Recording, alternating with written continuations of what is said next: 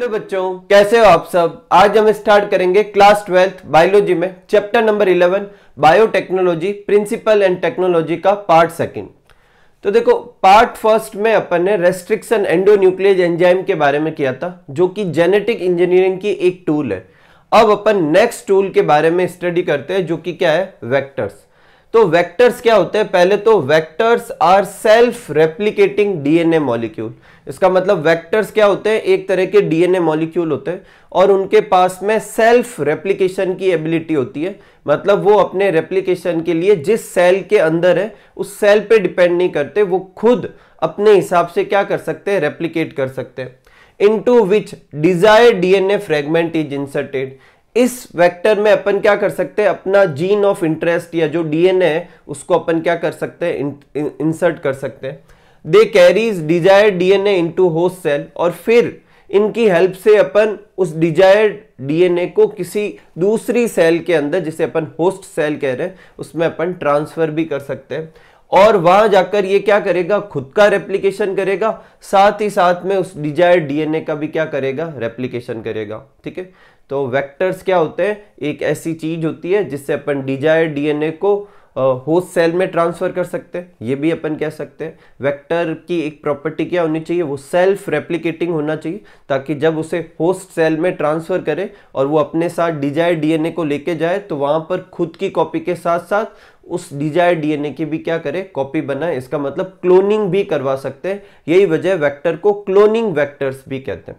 और इस तरह की क्लोनिंग को इन विवो क्लोनिंग कहेंगे। एक अपन पीसीआर टेक्निक भी करेंगे आगे, जिसे इन विट्रो क्लोनिंग कहेंगे। अभी बारी बारी से दोनों समझेंगे अच्छे से। ठीक है, अब एक वेक्टर, आइडियल वेक्टर में क्या क्या प्रॉपर्टीज होनी चाहिए उसको समझते हैं। पहला, it should be easily introduced into the host cell and should be isolated again. मतलब किसी सेल से निकालने और इंसर्ट करने में आसानी होनी चाहिए। ये एक आइडियल वेक्टर की क्या होनी चाहिए, खासियत होनी चाहिए। Second, it should have ability to replicate autonomously in host cell. मतलब ऐसा नहीं है कि जब होस्ट सेल एक सेल से दो सेल बनाएगा तभी इसकी दो कॉपी बनेगी, नहीं, उसके बिना भी ये अपनी कॉपी बना पाए, ऐसी एबिलिटी इसमें होनी चाहिए। Third, vector should contain a specific restriction site. Vector में एक रेस्ट्रिक्शन साइट होनी चाहिए जहां आप किसी रेस्ट्रिक्शन एंडोन्यूक्लियेज एंजाइम का इस्तेमाल करके कट लगा सकते हैं, और वहीं पर अपन क्या करेंगे, फिर डिजायर्ड डीएनए क्या करेंगे, ऐड करेंगे। अब vector should have marker site. मतलब मार्कर क्या होते हैं, अभी अपन आगे अच्छे से समझेंगे। अभी सिर्फ इतना समझो, मार्कर ऐसी जीन को कहते हैं जो वेक्टर के ऊपर होती है, जिससे अपन आइडेंटिफाई कर पाएंगे कि इस वेक्टर में डिजायर्ड डीएनए ऐड हुआ है या नहीं हुआ है। या फिर जब अपन उसे किसी सेल में ट्रांसफर कर देंगे तो अपन बता पाएंगे कि क्या वो सेल में वेक्टर ट्रांसफर हुआ है या नहीं हुआ है। तो वो आइडेंटिफिकेशन में जो सेगमेंट हेल्प करेगा उसे अपन मार्कर साइट कहेंगे। अब ये कैसे हेल्प करेगा, ये कौन सी जीन होती है, इसको अभी अपन आज ही के वीडियो में देखेंगे। For the expression of desired foreign DNA the vector should have regulatory element. मतलब जीन एक्सप्रेशन के जो जो एलिमेंट होते हैं, जो चैप्टर 6 में पढ़ते हैं अपन, वो सारे वेक्टर में होने चाहिए। ठीक है, प्रमोटर होना चाहिए, जो भी रेगुलेटर वगैरह जीन होती है वो सब होने चाहिए। एग्जाम्पल क्या है, तो प्लाज्मिड होता है जो कि बैक्टीरिया के अंदर नेचुरली होता है, एक्स्ट्रा क्रोमोसोमल डीएनए होता है, उसे अपन वेक्टर की तरह इस्तेमाल कर सकते हैं। बैक्टीरियोफेज जो है उसे अपन वेक्टर की तरह इस्तेमाल कर सकते हैं। कॉस्मिट है, बीएसी है, bacterial artificial chromosome, YAC yeast artificial chromosome, mammalian artificial chromosome, ऐसे बहुत सारे वेक्टर का इस्तेमाल किया जाता है। जनरली ये बीएसी, वाईएसी, एमएसी जो होता है, इनकी साइज जो होती है वो काफ़ी बड़ी होती है। प्लाज्मिड का अपनी बुक में यहाँ पर इस्तेमाल किया गया है, और ज़्यादा डिस्क्रिप्शन किसके बारे में, प्लाज्मिड के बारे में, थोड़ी बहुत इंफॉर्मेशन किसके बारे में, फेज के बारे में भी। बैक्टीरियोफेज क्या होते हैं, एक तरह के वायरस होते हैं जो किसी भी बैक्टीरिया को क्या करते हैं, इन्फेक्ट करते हैं। ठीक है, तो ये अपने वेक्टर की प्रॉपर्टीज, वेक्टर क्या होते हैं और ये उसके कुछ एग्जाम्पल। अब अपन आगे बढ़ते हैं। देखो, नेक्स्ट है अपन प्लाज्मिड को लेंगे। तो सबसे पहले देखते हैं कि प्लाज्मिड होता क्या है। तो autonomously replicating circular extra chromosomal DNA of bacteria. Autonomously replicating मतलब अपने आप रेप्लिकेशन करना चाहिए। इसके लिए इसमें एक जीन होनी चाहिए जिसे कहते हैं origin of replication. Circular DNA होता है एक्स्ट्रा क्रोमोसोमल डीएनए होता है। एक्स्ट्रा क्रोमोसोमल का क्या मतलब, बैक्टीरिया का जो मेन क्रोमोसोम होगा उसके अलावा ये होगा। तो अगर मैं इसको निकाल लूं तो बैक्टीरिया के वाइटल फंक्शन पे कोई फर्क नहीं पड़ेगा। हाँ, कुछ फीचर्स उसमें चले जा सकते हैं, लेकिन ऐसा कोई प्रॉब्लम नहीं होगी। तो ये एक्स्ट्रा क्रोमोसोमल डीएनए है बैक्टीरिया का, सर्कुलर होता है, ऑटोनोमसली रेप्लिकेट करता है, ऐसे को अपन क्या कहते हैं, प्लाज्मिड कहते हैं। फर्स्ट पॉइंट है, plasmid are not essential for growth and survival of bacteria. Bacteria के सर्वाइवल के लिए जरूरी नहीं है, हाँ उसमें कुछ सर्वाइव करने में हेल्प कर सकता है, कुछ एक्स्ट्रा फीचर्स दे सकता है, ठीक है।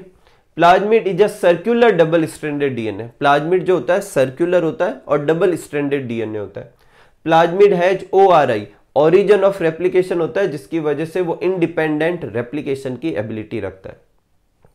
Generally, a natural plasmid does not have all the desired character for using as vector। जो एक किसी पर्टिकुलर बैक्टीरिया में नेचुरली जो प्लाज्मिड होता है उसमें वो सारे फीचर्स नहीं होते जो क्लोनिंग वेक्टर के लिए आइडियल हो। तो इससे क्या करेंगे, अब अपन 2-3 बैक्टीरिया या उससे भी ज़्यादा बैक्टीरिया का इस्तेमाल करके उनमें से हर जो प्लाज्मिड होगा उसका कुछ कुछ हिस्सा जोड़कर एक नया वेक्टर बनाएंगे। तो so we need to combine feature of more than one plasmid into a single plasmid. और इसका मतलब है कि हमेशा बायोटेक्नोलॉजी में जो प्लाज्मिड इस्तेमाल किया जाता है वो एक तरह का आर्टिफिशियल प्लाज्मिड होता है, ठीक है। एक एग्जाम्पल अपनी बुक में दे रखा है PBr322। ये भी एक आर्टिफिशियल प्लाज्मिड है जिसका इस्तेमाल बायोटेक्नोलॉजी में करते हैं। अब P क्या है, प्लाज्मिड के लिए लिखा गया है। B क्या है, बॉलीवर और रॉड्रिगेज, बॉलीवर यहां पर हो जाएगा और R का क्या हो जाएगा, रॉड्रिगेज। ये बॉलीवर कर देना, ठीक है, और रॉड्रिगेज ये साइंटिस्ट के नाम है। और 322 क्या है, number given to distinguish this from the other develop from the same lab. इसी लैब से बहुत सारे और भी प्लाज्मिड बनाए गए होंगे, तो आगे नंबर लगा देते हैं कि भाई इसी लैब से PBR करके बहुत सारे और भी प्लाज्मिड है। तो ये कौन सा है, तो ये PBr322 है, ठीक है। तो अब अपन क्या करेंगे, इस PBr322 के बारे में सारे पॉइंट देखेंगे और साथ में ये भी देखेंगे क्या इसमें ये सारी प्रॉपर्टीज है जो एक इसको आइडियल वेक्टर बनाती है। तो एक बार आप ये नोट कर लीजिए, फिर अपन इसको आगे बढ़ाते हैं। तो अब अपन समझते हैं PBr322 के बारे में। तो देखो ये एक तरह का क्या है, आर्टिफिशियल प्लाज्मिड है। तो पहले अपन इसका डायग्राम अच्छे से देखेंगे। तो इसका डायग्राम बनाने के लिए अपन क्या करेंगे, एक डबल सर्कल बना लेंगे और उसमें अलग अलग तरह के रीजन्स बनाएंगे जिनको अपन को याद करना है।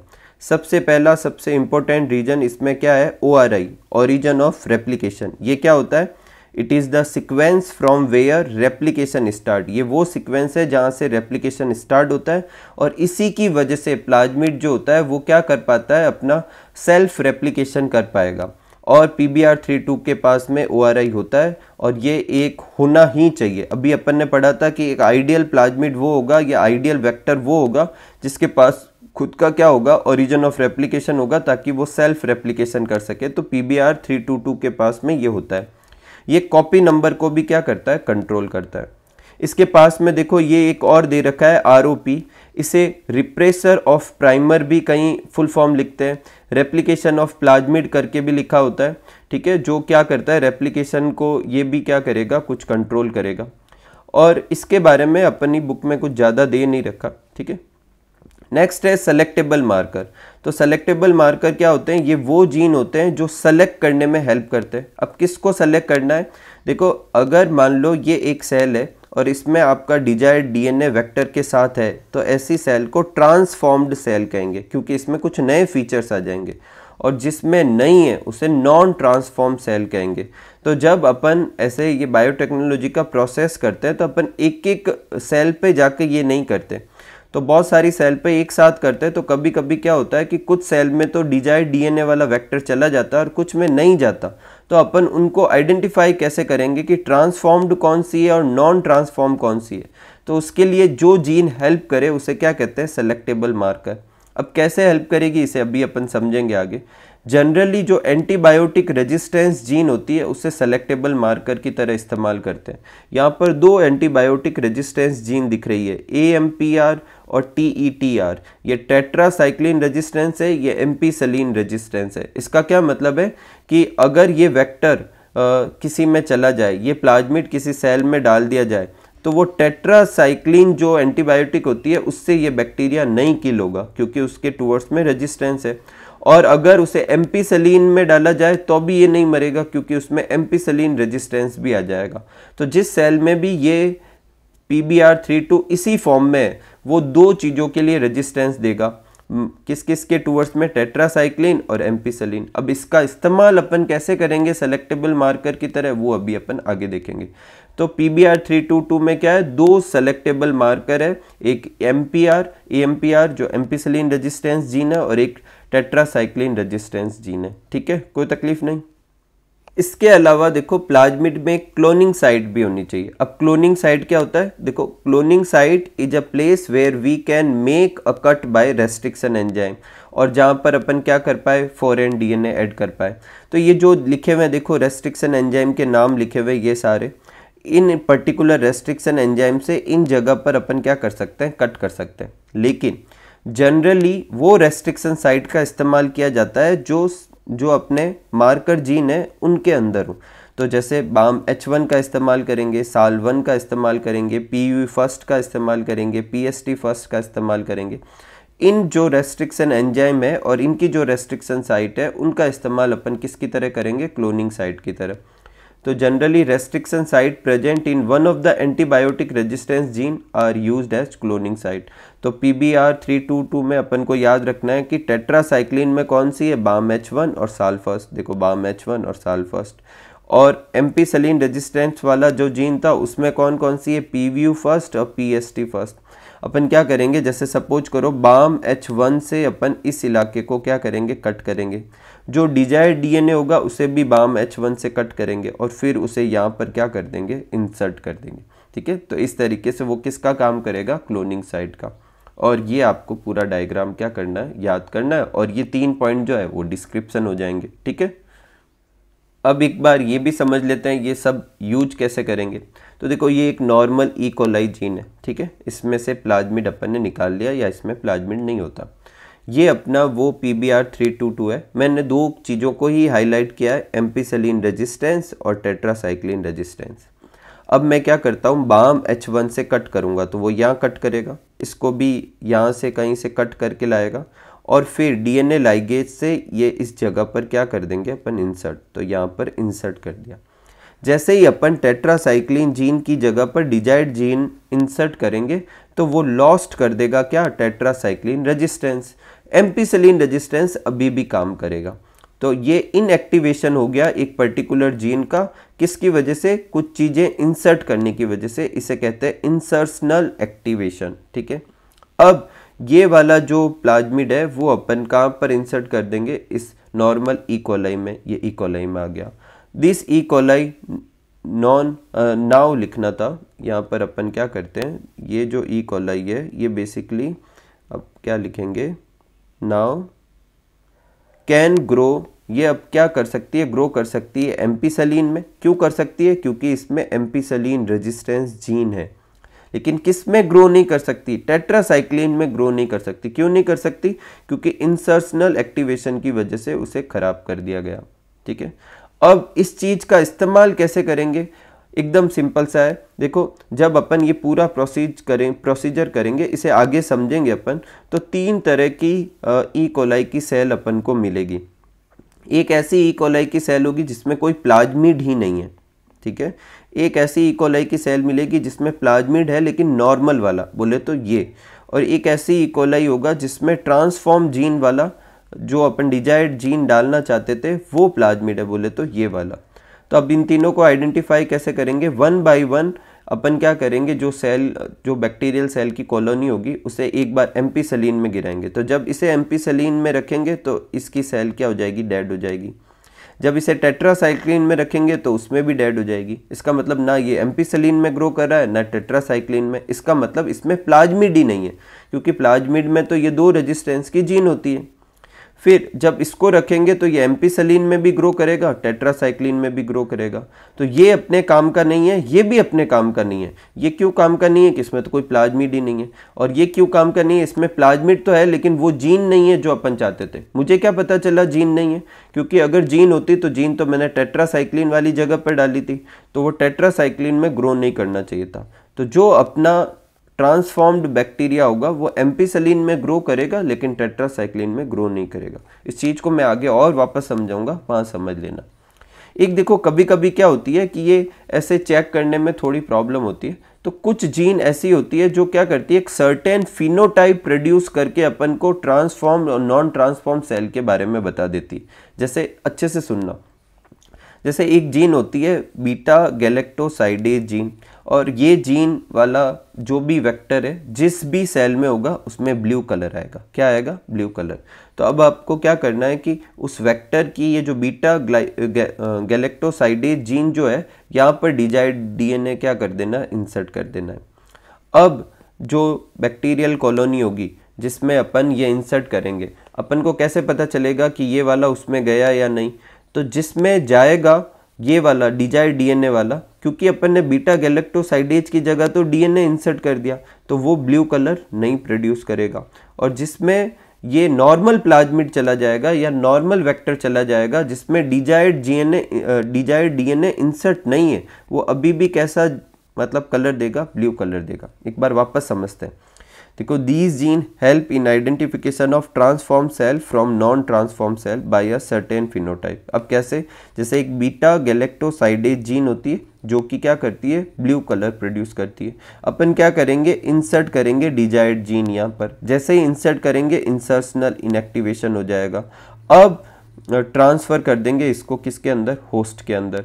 अब दो तरह की होस्ट सेल मिल जाएगी, एक जो ट्रांसफॉर्म्ड होगी। अब ट्रांसफॉर्म में ब्लू कलर नहीं आएगा। क्यों नहीं आएगा? क्योंकि उसमें तो अपन ने इंसर्शनल इनएक्टिवेशन कर दिया। और नॉन ट्रांसफॉर्म में ब्लू कलर आएगा। क्यों आएगा? क्योंकि उसमें अभी भी बीटा गैलेक्टोसाइडेज जीन जो है वो फंक्शनल फॉर्म में। तो इस जीन के केस में, इस तरीके के केस में वो जीन खुद ही बता पा रही है कि भाई कौन सी ट्रांसफॉर्म्ड है, कौन सी नॉन ट्रांसफॉर्म। अपन को ये चेकिंग नहीं करनी पड़ रही 1 by 1 एम्पिसिलिन टेट्रासाइक्लिन में डाल के, इसलिए इसे रिपोर्टर जीन भी कहते हैं। ठीक है, तो ये भी एक है, आप याद रखें। नेक्स्ट आगे बढ़ते हैं और लेते हैं vector for cloning gene in plant and animals. देखो, अभी जो अपन ने प्लाज्मिड का जो इस्तेमाल किया है वो जनरली इस्तेमाल किया जाता है किसके लिए? बैक्टीरिया वगैरह के लिए। तो अगर एनिमल्स और प्लांट सेल में करना हो तो किस चीज का इस्तेमाल वेक्टर की तरह करेंगे वो अपन को समझना है। तो we have learn the lesson for of transferring gene into plants and animals from the bacteria and viruses, कि किस तरीके से प्लांट और एनिमल्स में अपन को जो है वो जीन ट्रांसफर करनी है, ये अपन ऑलरेडी जानते हैं अगर अपन किसी पैथोजेनिक बैक्टीरिया या वायरस के बारे में स्टडी करें। As they deliver gene from them to host and transform them. क्यों ऐसा? क्यों?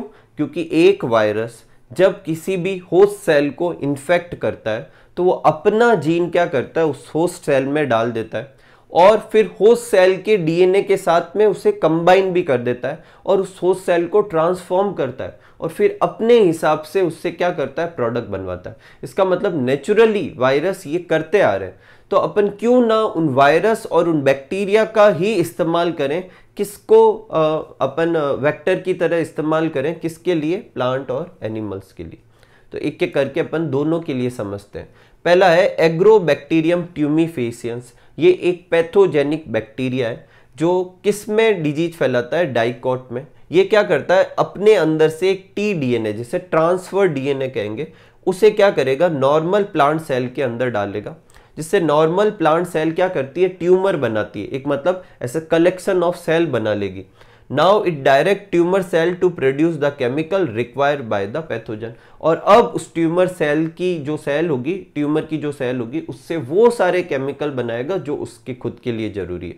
तो इस केस में एग्रोबैक्टीरियम ट्यूमीफेसियंस एक जेनेटिक इंजीनियर की तरह काम कर रहा है। वो खुद अपना डीएनए क्या कर रहा है, एक प्लांट सेल में डाल रहा है और फिर प्लांट सेल को ट्रांसफॉर्म कर रहा है। तो यही तो जेनेटिक इंजीनियरिंग है। तो क्यों ना इस एग्रोबैक्टीरियम ट्यूमीफेसियंस का ही इस्तेमाल किया जाए प्लांट में वेक्टर की तरह। कैसे करेंगे अभी अपन समझेंगे। फिर सेकंड देखो रेट्रोवायरस, ऐसे वायरसेज जो जिनमें रिवर्स ट्रांसक्रिप्शन होता है, जैसे कि HIV वगैरह जो है, ये वायरसेज भी क्या करते हैं, या नॉर्मली हर वायरस यही करता है कि वायरस क्या करता है, अपना जेनेटिक मटेरियल किसी एनिमल सेल में डालेगा, फिर उस एनिमल सेल के डीएनए के साथ खुद का डीएनए क्या करेगा, फिट कर देगा, और फिर उस सेल को अपने हिसाब से चलाएगा। ये भी तो जेनेटिक इंजीनियरिंग ही हुई। तो retrovirus in animal have ability to transform normal cell into cancerous cell. तो क्यों ना वायरसेज का इस्तेमाल किसके लिए किया जाए, एनिमल्स के लिए किया जाए। तो प्लांट के केस में ये एग्रोबैक्टीरियम ट्यूमीफेसियंस जो है, इसकी कोई चीज का इस्तेमाल करेंगे, उससे अभी अपन एक प्लाज्मिड बनाएंगे, TI प्लाज्मिड, उसका इस्तेमाल करेंगे। और क्यों ना एनिमल्स के लिए अपन बैक्टीरियोफेज या वायरस का ही इस्तेमाल कर ले। किसके लिए अपन इस्तेमाल करें, बैक्टीरियोफेज तो बैक्टीरिया के लिए इस्तेमाल करते हैं, किसी पैथोजेनिक वायरस का इस्तेमाल कर लेते हैं किसी एनिमल सेल को वेक्टर के तौर पे, मतलब एनिमल सेल के लिए वेक्टर के तौर पे। तो TI प्लाज्मिड का अच्छे से समझते हैं। देखो एग्रोबैक्टीरियम ट्यूमीफेसियंस के अंदर नेचुरली एक TI प्लाज्मिड होता है जो कुछ इस तरीका का दिखता है। इसको अपनी बुक में दे नहीं रखा, लेकिन आप अच्छे से समझ पाएंगे। ये एक उसका TI प्लाज्मिड है जिसमें ये लेफ्ट बॉर्डर और राइट बॉर्डर के बीच में जितना भी सेगमेंट है उसे अपन TDNA कहेंगे।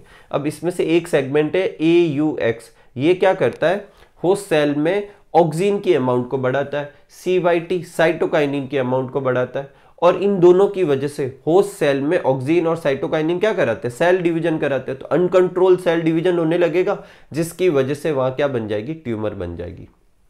इसका क्या मतलब है कि ट्यूमर इंड्यूसिंग पार्ट या फिर जो डिजीज फैला रहा है वो पार्ट कौन सा है, ये AUX और CYT है। इसके अलावा TDNA का जो पोर्शन है वो नॉर्मल पोर्शन है, और इस TDNA की वजह से TI प्लाज्मिड अपना DNA ये वाला सेगमेंट किस में ट्रांसफर कर पाता है, होस्ट सेल में ट्रांसफर कर पाता है।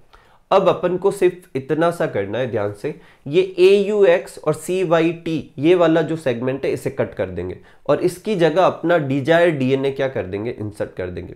तो अब ये TI प्लाज्मिड अगर उसमें ट्रांसफर करता है TDNA की हेल्प से अपना जेनेटिक मटेरियल, तो उसमें AUX और CYT नहीं होगा। इसका मतलब उसमें डिजीज फैलाने की एबिलिटी नहीं होगी, और साथ में उसने अपने लिए वेक्टर का काम कर दिया, और वहां जाकर वो अपनी कॉपी तो बनाएगा। उसे क्या पता बेचारे को कि AUX और CYT नहीं रहा, तो वो अपनी कॉपी बनाएगा, उसके साथ अपने डिजायर्ड DNA की भी कॉपी हो जाएगी। तो इस तरीके से एग्रोबैक्टीरियम ट्यूमीफेसियंस के TI plasmid, modified TI plasmid का इस्तेमाल अपन किसकी तरह कर सकते हैं, वेक्टर की तरह। एक बार वापस समझते, देखो TI plasmid it cause uncontrol cell division in plant, that is tumour inducing plasmid को क्या कहते हैं, TI प्लाज्मिड। T मतलब ट्यूमर, I मतलब inducing. TI plasmid content TDNA, उसमें क्या होता है, TDNA होता है। Bacteria transfer this into host and transform cell, इसका इस्तेमाल बैक्टीरिया करता है किसी सेल में ट्रांसफर करने के लिए और फिर उसे ट्रांसफॉर्म कर देता है अपने हिसाब से। इफ वी मॉडिफाइड इट, अगर अपन उस TI प्लाज्मिड को मॉडिफाई करें, कैसे करेंगे, रिमूविंग पैथोजेनिक पोर्शन। कौन से पार्ट को हटा देंगे, पैथोजेनिक, अभी बताया था ना, AUX और CYT वाले पोर्शन को हटा देंगे विथ डिजायर्ड DNA सेगमेंट, और उसकी जगह अपन क्या कर देंगे, डिजायर्ड DNA सेगमेंट इंसर्ट कर देंगे। Then we can use as vector for higher plant, और अब इसका इस्तेमाल अपन किसके लिए कर सकते हैं, हायर प्लांट की जैसे ये TI प्लाज्मिड था, इसका रिमूव कर दिया AUX और CYT पार्ट जो कि ट्यूमर बनाता था, उसकी जगह डिजायर्ड DNA इंसर्ट कर देंगे। This modified TI plasmid used at cloning vector and it is no more pathogenic, ये पैथोजेनिक भी नहीं है और अपना वेक्टर की तरह इस्तेमाल कर सकते हैं। पैथोजेनिक क्यों नहीं है, जो पैथोजेनिक जीन थी वो तो अपन ने हटा दी, उसकी जगह अपन ने अपना डिजायर्ड DNA डाल दिया। इसी तरीके से रेट्रोवायरस जो होते हैं, डिसआर्म्ड रेट्रोवायरस, उस वायरस के अंदर जो पैथोजेनिक साइकिल चलाने वाली जीन होगी वो हटा देंगे, उसकी जगह डिजायर्ड DNA डाल देंगे। अब ये वायरस अपना इन्फेक्शन साइकिल चलाएगा और किसी एनिमल सेल को इन्फेक्ट करेगा, और अपनी जीन की जगह इस बार अपन ने उनका इस्तेमाल किया, वो अपनी जीन जो डिजायर्ड जीन होगी उसको क्या कर देगा, इंसर्ट कर देगा। ये खुद की जीन नहीं कर पाएगा वो पैथोजेनिक, उसकी जगह अपनी जीन को जाके ट्रांसफर कर देगा।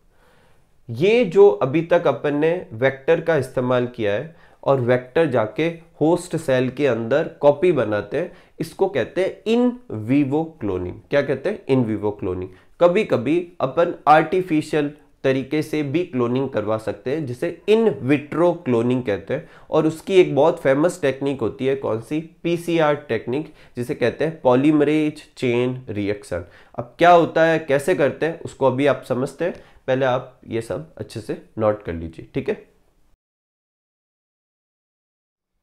तो नेक्स्ट आगे बढ़ते हैं और लेते हैं पीसीआर, पॉलीमरेज चेन रिएक्शन। अब ये पॉलीमरेज चेन रिएक्शन जो है वो किसने डिस्कवर की थी? कैरी मुलिस ने, साइंटिस्ट का नाम है, उन्होंने डिस्कवर की।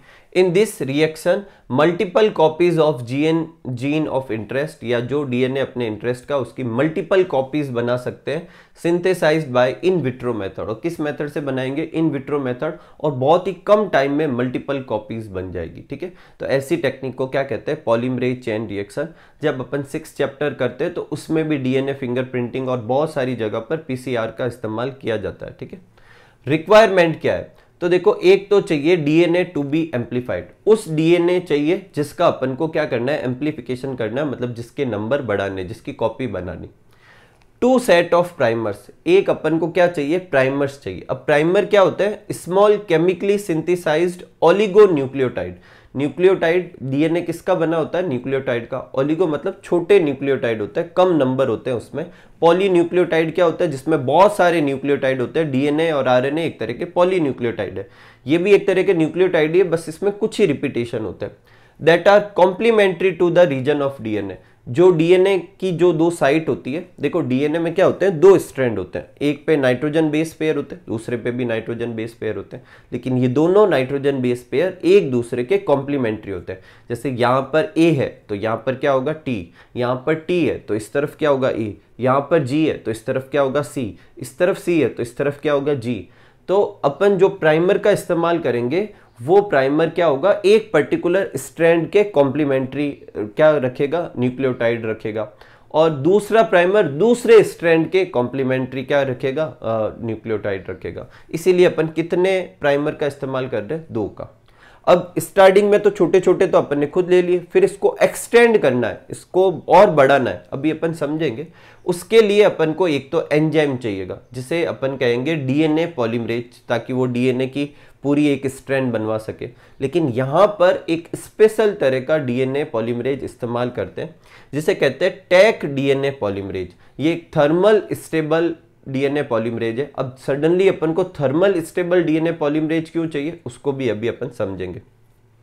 इसे कहां से निकालते हैं? थर्मस एक्वेटिकस बैक्टीरिया है, वहां से निकालते हैं। इसलिए थर्मस का टी, एक्वेटिकस का AQ, ये TAQ हो गया, टैक डीएनए पॉलीमरेज, ठीक है। इतना याद रखना, ये हाई टेम्परेचर पे भी अपना काम करेगा। फिर DNTPs चाहिएगी, मतलब डीऑक्सी न्यूक्लियोटाइड्स चाहिए होंगे ट्राइफॉस्फेट फॉर्म में, जैसे DATPs, DGTPs, DCTP, DTTPs। ये क्या होंगे? बिल्डिंग ब्लॉक होंगे, जो प्राइमर के ऊपर जोड़ जोड़ के अपन प्राइमर को क्या करेंगे? एक्सटेंड करेंगे, इस एंजाइम की वजह से और इन रॉ मटेरियल के हिसाब से। एपरेटस, किस चीज में ये सब करते हैं? देखो अपनी बुक में नाम तो नहीं दे रखा, आप याद कर सकते हैं। थर्मल साइक्लर करके इंस्ट्रूमेंट होता है जिसमें ये PCR परफॉर्म किया जाता है। ड्यूरेशन, एक साइकिल कंप्लीट होने में 225 सेकंड के आसपास लगते हैं, ठीक है। लगभग रफली देखें तो करीब 3.5 मिनट के आसपास लगते हैं। और if process repeated many times, और ज़्यादा बार कराने में कुछ टाइम तो लगने वाला नहीं है। एक साइकिल जो होता है करीब 3.5-4 मिनट में हो जाएगा। तो बार बार अगर कराएं तो मिलियंस ऑफ कॉपीज बना सकते हैं। बुक में डायग्राम जो दे रखा है उसमें लिखा हुआ है कि अगर 30 साइकिल बनाते हैं तो 1 बिलियन कॉपी बना सकते हैं। तो 30 बार रिपीट करना है, और 30 × 4 मतलब 4 मिनट के आसपास होता है, तो 120 मिनट मतलब 2 आवर्स के अंदर अंदर 1 बिलियन कॉपीज बन सकती है। स्टेप्स, अब क्या क्या स्टेप्स होते हैं? पहला स्टेप होता है डीनेचुरेशन, दूसरा होता है प्राइमर एनीलिंग, और तीसरा होगा पॉलीमराइजेशन। अब इसको अच्छे से समझते हैं और ये सारी चीजें एक बार फिर से वापस आएगी।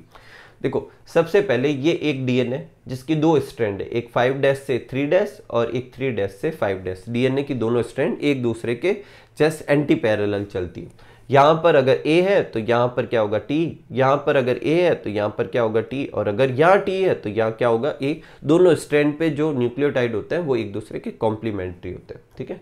सबसे पहले अपन डीनेचुरेशन करेंगे। डीनेचुरेशन का क्या मतलब है? डीएनए की दोनों स्ट्रैंड को अलग करेंगे, और ये करने के लिए काफी ज्यादा टेम्परेचर देना पड़ता है। इससे दोनों स्ट्रैंड क्या हो जाएगी? अलग हो जाएगी। अब अपन क्या करेंगे, प्राइमर लाकर इधर जोड़ेंगे। एक देखो प्राइमर जो होता है वो वैसे तो अपन कहीं पर भी जोड़ सकते हैं, लेकिन डीएनए पॉलीमरेज जो एंजाइम होता है वो हमेशा 5 डैश से 3 डैश की तरफ बनना काम हैंडल करता है। तो अगर मैं यहां जोड़ूंगा तो सही नहीं होगा, क्योंकि अगर प्राइमर को मैं यहां जोड़ूंगा तो ये 3 डैश है, तो प्राइमर जो जुड़ेगा वो कौन सा होगा, 5 डैश का, क्योंकि उसके जस्ट एंटी पैरेलल होगा। और अब वो इस तरफ आगे ग्रो कर सकता है, क्योंकि डीएनए पॉलीमरेज 5 डैश से 3 डैश ही बढ़ाता है। तो एक प्राइमर मैंने यहां जोड़ दिया, एक प्राइमर मैंने यहां जोड़ दिया। अब मैं बस चाहता हूं ये प्राइमर एक्सटेंड करे, जिससे एक स्ट्रैंड इसके ऊपर बन जाए, एक स्ट्रैंड इसके ऊपर बन जाए, और एक से कितने डीएनए बन जाएंगे, 2 बन जाएंगे। प्रॉब्लम सिर्फ इतनी सी है कि इतने ज़्यादा टेम्परेचर जो मैंने इस्तेमाल किया था किसके लिए, एनिलिंग के लिए, वो डीनेचुरेशन के लिए, उसके बाद जो नॉर्मल डीएनए पॉलीमरेज होते हैं वो तो काम ही नहीं करेंगे।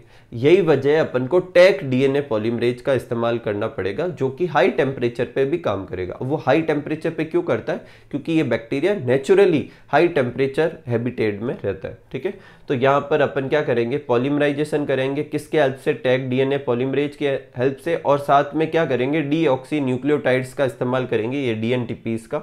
वो डीएनए पॉलीमरेज क्या करेगा, एक एक करके जोड़ता जाएगा, और ये प्राइमर 5 डैश से 3 डैश की तरफ, और ये वाला प्राइमर 5 डैश से 3 डैश की तरफ बन जाएगा। एक डीएनए से कितनी कॉपी बन गई, अपने 2 कॉपी बन गई, और ये सब फ्यू मिनट्स में हो जाएगा। अगर इसके 30 साइकिल रिपीट करें तो 1 मिलियन बिलियन कॉपीज अपन बना सकते हैं। तो ये अपने टेक्निक जो है वो क्या कहलाती है, पॉलीमरेज चेन रिएक्शन कहलाती है। कैरी मुलिस ने डेवलप की थी, एक इंपॉर्टेंट एंजाइम है, उसका आप याद रखें नाम, टैक डीएनए पॉलीमरेज। कहाँ से निकालते हैं, थर्मस एक्वेटिकस से। अगर एक शॉर्ट नोट्स आए तो आप ये पूरा भी लिख सकते हैं। ठीक है, तो एक बार आप ये नोट कर लीजिए, फिर अपन और आगे डिटेल में देखते हैं। नेक्स्ट स्टेप लेते हैं अपन, कंपिटमेंट ऑफ होस्ट। अब इसका क्या मतलब है, तो ध्यान से सुनना। किसी भी सेल के सबसे बाहर की तरफ सेल मेम्ब्रेन होती है, और जैसे सेल वॉल भी हो सकती है, लेकिन सेल वॉल के अंदर सेल मेम्ब्रेन तो होगी। और ये सेल मेम्ब्रेन जो होती है वो लिपोप्रोटीन की बनी होती है। तो लिपोप्रोटीन की बनी होने की वजह से जो हाइड्रोफिलिक सब्सटेंस है वो सीधे सेल मेम्ब्रेन की ये लिपिड वाले इलाके से बाहर नहीं जा सकते, जबकि डीएनए एक ऐसा है हाइड्रोफिलिक मॉलिक्यूल है। इसका मतलब it can't pass through a cell membrane made of lipoprotein. तो अब क्या करें, तो वो सारे मेथड जिससे अपन एक सेल को डीएनए एंटर कराने लायक बना देंगे उसे अपन कंपिटमेंट कहेंगे। क्या कहेंगे, कंपिटमेंट। तो in order to force bacteria to take up the plasmid, the bacterial cell must first be made competent to take up DNA. और डीएनए लेने के लायक बनाना पड़ेगा, इसको क्या कहेंगे, कंपिटमेंट ऑफ होस्ट। अब ये कैसे करेंगे उसके मेथड देखते हैं। पहला तरीका है केमिकल मेथड। इसमें क्या करते हैं, सेल को स्पेसिफिक कंसंट्रेशन ऑफ एक डाईवैलेंट आयन से ट्रीट करते हैं, जिसकी 2 वैलेंसी होती है। जैसे कैल्शियम के किसी सॉल्ट से Ca+2 होगा उसमें, तो डाईवैलेंट आयन है 2 वैलेंसी वाला, इससे ट्रीट करेंगे। तो ये क्या करेगा, उसके अंदर पोर क्रिएट कर देगा। क्या क्रिएट कर देगा, पोर। उसके बाद अपन क्या करेंगे, ये पोर वाला क्या होगा, होस्ट होगा। इसके साथ ही अपन डिजायर डीएनए क्या कर देंगे, इधर इंसर्ट कर देंगे इसके चारों तरफ। और अब क्या करेंगे, अल्टरनेट हीट शॉक देंगे, कभी गर्म कभी ठंडा। 42 डिग्री सेंटीग्रेड तक गर्म करेंगे, फिर आइस ट्रीटमेंट करेंगे। ऐसे करने से ये बैक्टीरिया जो है वो रिकॉम्बिनेंट डीएनए को क्या कर लेगा, ले लेगा अपने अंदर। तो ये पहला तरीका होता है। दूसरा तरीका होता है कि कभी कभी क्या करते हैं कि डिजायर्ड डीएनए को एक माइक्रो नीडल इंजेक्शन में फिल करते हैं, जिसे माइक्रो इंजेक्शन कहते हैं, और फिर होस्ट सेल के न्यूक्लियस में डायरेक्ट क्या कर देते हैं, इजेक्ट कर देते हैं। जैसे अपन में इंजेक्शन इजेक्ट करते हैं ना मेडिसिन वगैरह, ठीक वैसे ही। अब ये जो इंजेक्शन होगा वो बहुत ही छोटा होगा, माइक्रो इंजेक्शन होगा, एक सेल के अंदर जाना चाहिए। तो ये सब मतलब जो होता है बायोटेक्नोलॉजी के इंस्ट्रूमेंट होते हैं जो बहुत ही माइक्रो होते हैं, तो उनकी वजह से अपन क्या करें, इस्तेमाल करके डायरेक्ट क्या करते हैं, नीडल की हेल्प से सेल के न्यूक्लियस के अंदर डिजायर्ड डीएनए को क्या कर देंगे, इंसर्ट कर देंगे। ये मेथड सिर्फ एनिमल सेल के लिए सूटेबल होता है, जिसके चारों तरफ क्या नहीं होती, सेल वॉल नहीं होती। अब अगर ऐसा ही कोई मेथड प्लांट सेल के लिए करना चाहे तो क्या करेंगे, इसमें अपन क्या करेंगे, गोल्ड या टंगस्टन कोई भी मेटल लेंगे इन दोनों में से, उसके ऊपर डीएनए की क्या कर देंगे, कोटिंग कर देंगे। और अब इन जो ये जो पार्टिकल बना है इसे हाई वेलोसिटी के साथ किसी सेल के ऊपर बम्बार्डमेंट कराते हैं, जैसे बुलेट आकर फायर होती है ना, ठीक वैसे ही, और वो सीधा इसको पेनिट्रेट करके अंदर चला जाएगा। इसीलिए इसको क्या कहते हैं, जीन गन। तो suitable for plant cell is bombarded with a high velocity of micro particle, और ये पार्टिकल बुलेट के जैसे होंगे और इसके अंदर की तरफ गोल्ड और टंगस्टन होगा, उसके ऊपर डीएनए होगा। तो इनके साथ वो अंदर चले जाएंगे तो डीएनए भी अंदर चला गया। ठीक है, इसे बायोलिस्टिक मेथड भी कहते हैं। और लास्ट तरीका है क्या, डिसआर्म्ड पैथोजन का भी इस्तेमाल कर सकते हैं, क्योंकि पैथोजन खुद क्या करता है, अपना डीएनए किस में इंसर्ट कराता है, होस्ट में। तो वो सब उसके पास मैकेनिज्म होगी कि होस्ट के अंदर कैसे जो है डीएनए डालना है। तो बस उसको आपको क्या कर देना, डिसआर्म कर देना, उसका पैथोजेनिक पोर्शन हटा देना, उसकी जगह खुद का डीएनए लगा देना, तो वो अपना डीएनए क्या करेगा, उसमें होस्ट सेल में ट्रांसफ़र कर देगा। तो ये सारे मेथड क्या कहलाते हैं, कम्पिटमेंट ऑफ होस्ट कहलाते हैं। ठीक है, अब देखो अपन को क्या करना है, जो भी अपने मेजर प्रोसेस थे वो अपन ने सब कर ली। अब एक बार स्टार्ट से वापस प्रोसेस देखते हैं कि किस तरीके से डीएनए टेक्नोलॉजी के क्या क्या स्टेप हो सकते हैं। तो सबसे पहला स्टेप होगा isolation of genetic material. Isolation of genetic material मतलब जिस डिजायर्ड डीएनए को या जीन को आप चाहते हैं कि किसी होस्ट में जाए, उसको आप कैसे अलग करेंगे। तो in order to cut the DNA with restriction enzyme it need to be in pure form. पहले उसको डीएनए के फॉर्म में लाना है। एक सेल के अंदर डीएनए होता है तो पहले इस डीएनए को बाहर निकालना पड़ेगा, फिर इस पे रेस्ट्रिक्शन एंजाइम का इस्तेमाल करेंगे। तो वो जो है अपना फर्स्ट स्टेप होता है आइसोलेशन। तो अब क्या होगा, फंगस, प्लांट और बैक्टीरिया जो होते हैं इनके चारों तरफ तो सेल वॉल होती है, तो सबसे पहले अपन को सेल वॉल हटानी पड़ेगी। तो बैक्टीरिया के लिए अपन लाइसोजाइम का इस्तेमाल करते हैं। ये एक तरह का अपने अंदर देखा होगा एंजाइम होता है, इम्यूनिटी का हिस्सा होता है जो बैक्टीरिया की सेल वॉल को डिसॉल्व कर लेता है। तो बैक्टीरिया के लिए तो लाइसोजाइम का इस्तेमाल कर सकते हैं। प्लांट के लिए सेल्यूलेज एंजाइम का इस्तेमाल कर सकते हैं क्योंकि उनकी सेल वॉल सेल्यूलोज की बनी होती है। फंगस के लिए काइटिनेज एंजाइम का इस्तेमाल कर सकते हैं क्योंकि उसकी सेल वॉल जो होती है काइटिन की बनी होती है। इन तीनों में से किसी एक को जैसा रिक्वायर्ड है इस्तेमाल करने पे सेल वॉल जो होगी वो चली जाएगी। एनिमल सेल में सेल वॉल वैसे भी नहीं होती तो फर्स्ट स्टेप हटा सकते हैं। उसके बाद then we remove plasma membrane. फिर अपन क्या करेंगे, प्लाज्मा मेम्ब्रेन। अब इसमें अपन क्या करेंगे, सेल को हाइपोटोनिक सॉल्यूशन में पुट करेंगे। तो हाइपोटोनिक सॉल्यूशन में पुट करेंगे तो उसके अंदर बहुत सारा क्या होगा, लिक्विड जाएगा और वो बर्स्ट कर जाएगी, फट जाएगी। ऑस्मोटिक लाइसिस कहेंगे इसे, और इससे सेल मेम्ब्रेन भी टूट जाएगी। देन बाय अ सेंट्रीफ्यूजेशन सेपरेट न्यूक्लियस को सेपरेट करेंगे और उसके बाद उसके न्यूक्लियर मेम्ब्रेन को भी तोड़ेंगे। अब इस न्यूक्लियर मेम्ब्रेन को तोड़ने के बाद जो डीएनए है उसके साथ 2 जने और बच जाएंगे। अभी डीएनए है, उसके साथ आरएनए और प्रोटीन है। आरएनए को हटाने के लिए क्या करेंगे, राइबो न्यूक्लिएज एंजाइम का इस्तेमाल करेंगे, ये इसको डाइजेस्ट कर देगा। प्रोटीजेज एंजाइम का इस्तेमाल करेंगे, ये इसको डाइजेस्ट कर देगा। तो अब पीछे अपना क्या बचा, डीएनए। इसे अपन क्या करेंगे, सेपरेट करने के लिए चिल्ड इथेनॉल का इस्तेमाल करेंगे तो ऐसे थ्रेड जैसे दिखने लगेंगे। ये अपन ने क्या कर लिया, डीएनए जो था उसको आइसोलेट कर दिया। तो ये अपना पहला स्टेप हुआ जिसमें अपन ने जिस सेल से भी अपन को जो भी डिजायर्ड डीएनए था वो निकालना था वो अपन ने निकाल लिया। तो ये आइसोलेशन का मेथड है, ये रिकॉम्बिनेंट डीएनए टेक्नोलॉजी का फर्स्ट स्टेप है। अब सेकंड स्टेप लेंगे और क्या करेंगे, डीएनए को स्पेसिफिक लोकेशन से कट करेंगे और इसके लिए किसका इस्तेमाल करेंगे, रेस्ट्रिक्शन एंडोन्यूक्लिएज। अपन ये पहले भी समझ चुके हैं। तो सेपरेशन करने के बाद उसे जेल इलेक्ट्रोफोरेसिस से क्या करेंगे, अपन उसके फ्रेगमेंट को अरेंज भी कर सकते हैं। और फिर ऐसा का ऐसा कट अपन ने वेक्टर डीएनए पर भी बनाया होगा। इन दोनों को अपन लाइगेज एंजाइम से क्या करेंगे, ऐड कर देंगे। और वेक्टर और जीन ऑफ इंटरेस्ट जब दोनों ऐड हो जाएगी तो उसे रिकॉम्बिनेंट डीएनए कहेंगे। इसे अपन डायग्राम से समझते हैं। ये PBR322 है, ये जीन ऑफ इंटरेस्ट है। अपन यहाँ पर कट बनाना चाह रहे हैं तो यहाँ की रेस्ट्रिक्शन साइट का इस्तेमाल करेंगे, बाम H1 का इस्तेमाल करेंगे। दोनों में वो कट बनाएगा, दोनों में वो कैसे ओवरहैंगिंग स्ट्रक्चर छोड़ेगा जिसे क्या कहेंगे अपन, स्टिकी एंड। और फिर ये स्टिकी एंड की वजह से ये दोनों यहाँ तो चिपक जाएंगे और इस जगह से और इस जगह से चिपकाने के लिए अपन किसका इस्तेमाल करेंगे, डीएनए लाइगेज का। कहने का मतलब है अपना कुछ इस तरीके का स्ट्रक्चर बन जाएगा। ये अपना क्या है, रिकॉम्बिनेंट डीएनए बन जाएगा। अब ये सब काम करते कैसे, तो ध्यान से सुनना। एक टेस्ट ट्यूब लेते हैं, उस टेस्ट ट्यूब में ये प्लाज्मिड भी डालेंगे, जीन ऑफ इंटरेस्ट भी डालेंगे, फिर रेस्ट्रिक्शन एंडोन्यूक्लियस डालेंगे जिससे कट भी बनेंगे, फिर अपन क्या करेंगे डीएनए लाइगेज एंजाइम डालेंगे जिससे वो चिपक जाएगा। ऐसा करने से उस टेस्ट ट्यूब के अंदर दो तरह के स्ट्रक्चर होंगे। एक ऐसा वेक्टर होगा जो जैसे पहले फॉर्म में था वैसा ही है। ऐसा क्यों कि देखो पहले कट बने होंगे, डीएनए लाइगेज डालने की वजह से वो कट वापस चिपक गए होंगे। ऐसा भी तो हो सकता है कि ये इसके अंदर इंसर्ट ही नहीं हुआ, तो कुछ जो है प्लाज्मिड वैसे ही रह जाते हैं वेक्टर विदाउट डिजायर्ड डीएनए, और कुछ ऐसे होंगे जिनके अंदर डिजायर्ड डीएनए चला गया और फिर लाइगेशन हुआ था। तो कुछ जो है वो ऐसे भी होंगे जिसके अंदर वेक्टर है और उसके अंदर डिजायर्ड जीन है। तो अभी तक अपने प्रोसीजर की वजह से अपनी टेस्ट ट्यूब में दो तरह के वेक्टर हो सकते हैं, एक जिनमें डिजायर्ड जीन नहीं है और एक जिनमें डिजायर्ड जीन है। डिजायर्ड जीन वालों को ये ऑरेंज कलर से शो कर रखा है, ये ऑरेंज कलर जो है डिजायर्ड जीन है। ठीक है, यहाँ तक हो गया। अब इसके आगे क्या होगा उसे अभी अपन समझते हैं। ठीक है, इसके बाद देखो अपन क्या करेंगे, एम्प्लीफिकेशन करवाएंगे।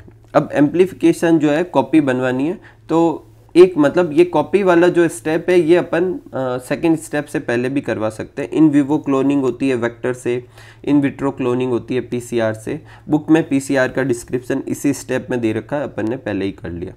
उसके बाद अपन अपने स्टेप पे चलते हैं जिसमें अपन क्या करना चाह रहे हैं कि जो वो अपना रिकॉम्बिनेंट डीएनए था उसको होस्ट में डालेंगे। तो अब क्या करेंगे, ये वो टेस्ट ट्यूब है, याद करो, जिसमें दो तरह के अपने प्लाज्मिड है। एक ऐसा वेक्टर है जिसमें डिजायर्ड जीन नहीं है और एक ऐसा वेक्टर है जिसमें डिजायर्ड जीन है। अब इसमें अपन क्या करेंगे, ई कोलाई डालेंगे जिसके अंदर प्लाज्मिड नहीं होना चाहिए, उसे हीट शॉक देंगे या कंपिटमेंट करेंगे जिसकी वजह से ये उसके अंदर चला जाएगा। अब अंदर जाने के बाद तीन तरह के बैक्टीरियल सेल हो सकती है। एक ऐसी बैक्टीरियल सेल जिसने कोई प्लाज्मिड लिया ही नहीं, कोई वेक्टर को इंसर्ट ही नहीं कराया, ये नॉन ट्रांसफॉर्म सेल है। नॉन ट्रांसफॉर्म क्यों, इसके कैरेक्टर में कोई चेंजेस नहीं आएंगे। एक ऐसी ट्रांसफॉर्म सेल होगी जिसमें प्लाज्मिड तो गया लेकिन वो वाला जिसके अंदर डिजायर्ड जीन नहीं थी। अपने यहाँ टेस्ट ट्यूब में दो तरह के थे ना, तो वो वाला चला गया जिसमें डिजायर्ड जीन थे ही नहीं। और एक ऐसा जिसमें प्लाज्मिड भी गया, वेक्टर भी गया, और वो भी कौन सा वाला गया, डिजायर्ड जीन वाला गया। ये अपना पॉइंट ऑफ इंटरेस्ट है, इन दोनों को अपन को सेपरेट करना है। इसको समझते हैं। देखो, there are several method to introduce ligated DNA into host, जैसे gene gun method, micro injection, treat cell with CA+2, और फिर अल्टरनेट कोल्ड और वार्म ट्रीटमेंट देते हैं। और ऐसा सब करने के बाद क्या होगा, तीन तरह की सेल बन जाएगी। एक ऐसी होगी जो नॉन ट्रांसफॉर्म्ड होगी, एक ऐसी होगी जो ट्रांसफॉर्म तो होगी लेकिन उसमें वो वेक्टर चला गया जिसमें डिजायर्ड जीन थी नहीं, और एक वो जिसमें डिजायर्ड जीन थी। अब इसके आगे क्या करेंगे उसे आप समझते हैं, पहले आप इसे अच्छे से नोट कर लीजिए। अब अपन देखते हैं कि ये जो तीन तरह की सेल थी इनमें से अपन आइडेंटिफाई कैसे करेंगे कि ये वाली सेल कौन सी है। देखो, इसमें तो अपन ने डायग्राम बनाया लेकिन जो टेस्ट ट्यूब में तो ऐसे दिखेंगे नहीं अपन को, तो अपन पता कैसे करेंगे। तो ध्यान से सुनना, जो चीज ने कोई भी प्लाज्मिड पिक नहीं किया था उसमें कोई भी रेजिस्टेंस नहीं है, तो अगर इस वाले बैक्टीरिया को मैं एम्पिसिलिन में डालूं तो भी किल हो जाएगा, टेट्रासाइक्लिन में डालूं तो भी किल हो जाएगा।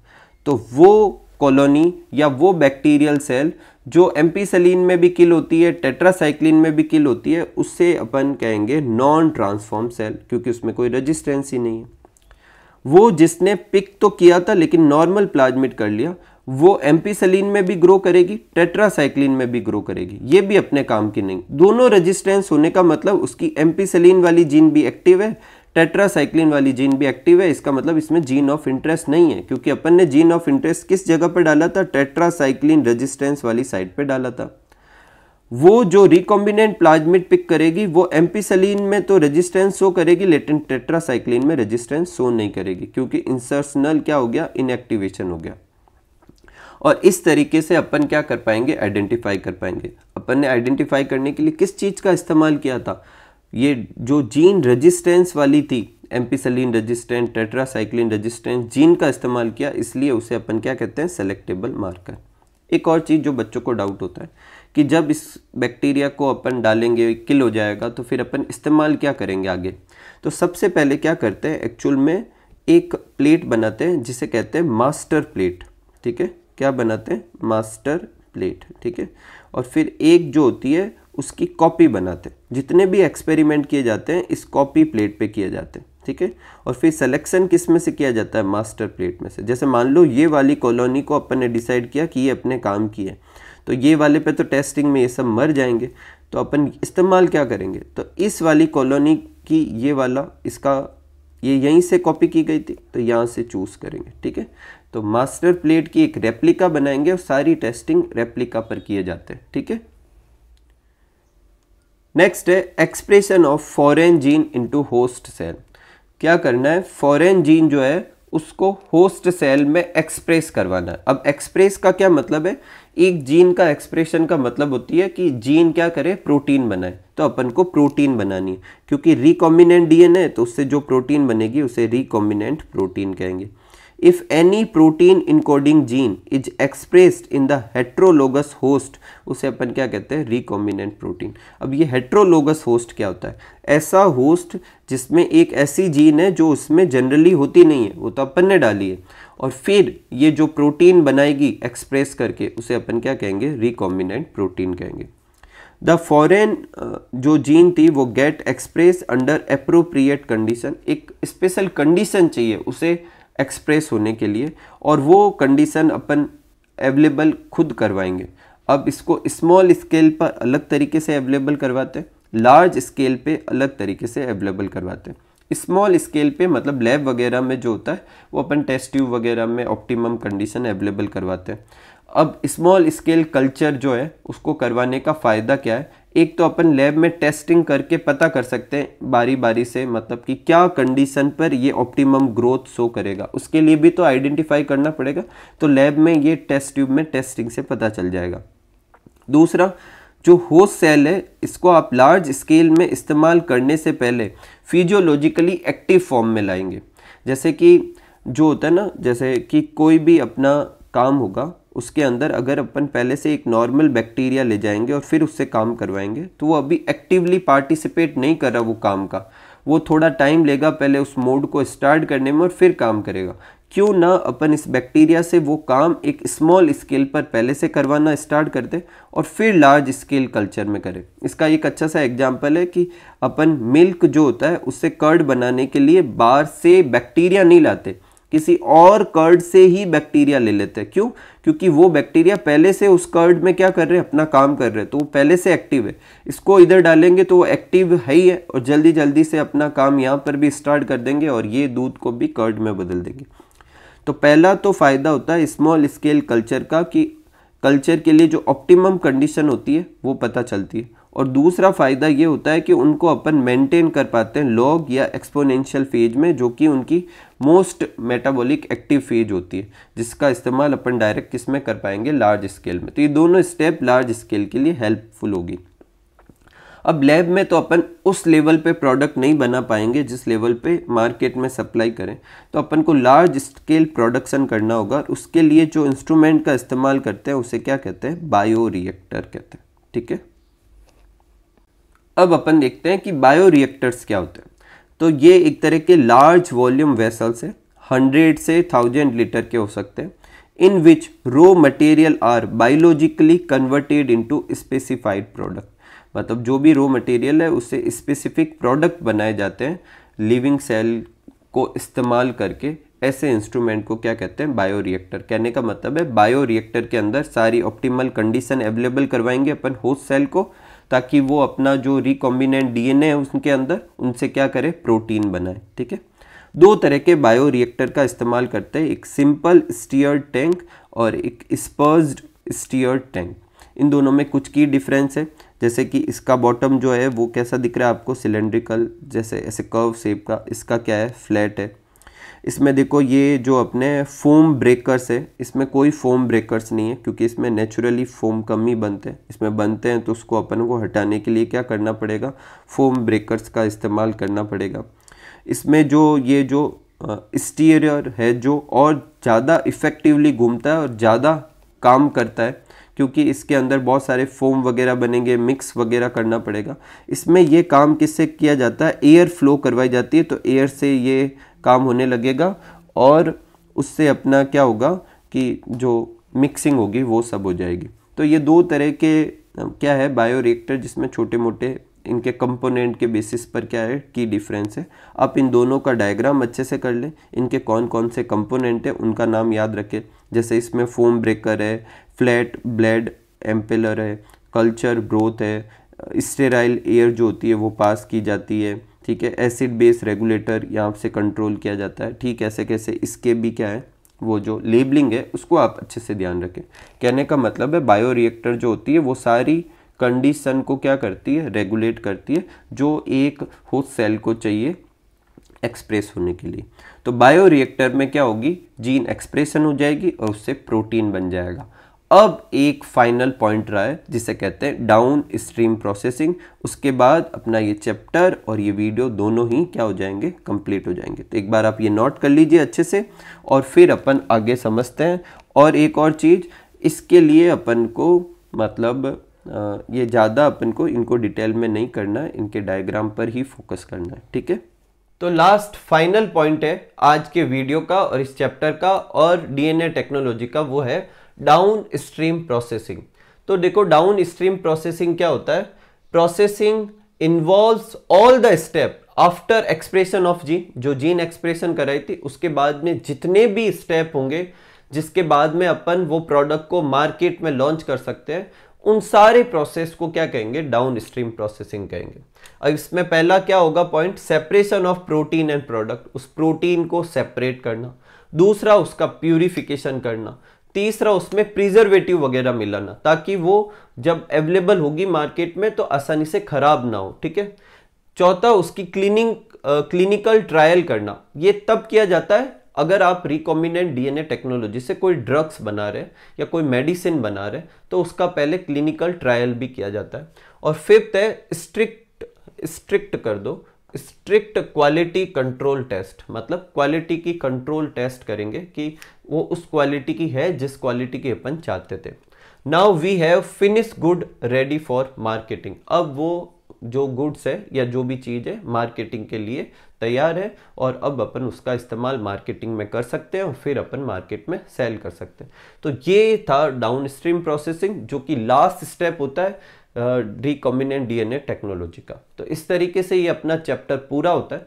उम्मीद करूंगा कि आपको ये चैप्टर बहुत अच्छे से समझ में आया होगा। मिलते हैं अगले चैप्टर के वीडियो में, तब तक आप सब लोग खूब सारा हार्डवर्क कीजिए, खूब खुश रहिए, खूब मस्त रहिए। Thank you for watching.